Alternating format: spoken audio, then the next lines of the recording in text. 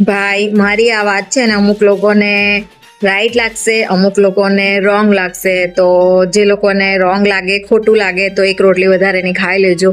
કેમ કે કયા એવા ગ્રંથમાં લખેલું છે, કયા એવા શાસ્ત્રમાં લખેલું છે કે છીપકલી એ લક્ષ્મીજીનું રૂપ છે, એવું ક્યાં લખેલું છે એમ?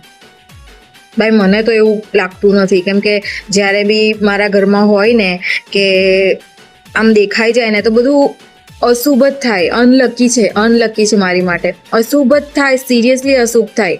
અને ઘરમાં હોય ને તો એટલી એવી આમ અલગ નેગેટિવિટી લાગે, આમ નેગેટિવ એનર્જી લાગે ઘરમાં. આમ એવું લાગે મને તો, ખબર નહીં કેમ. ખબર નહીં કેટલા લોકોને આવું લાગતું હશે, પણ મને તો આવું જ લાગે. અને લક્ષ્મીજી, ભાઈ હું લક્ષ્મીજીને બહુ માનું છું.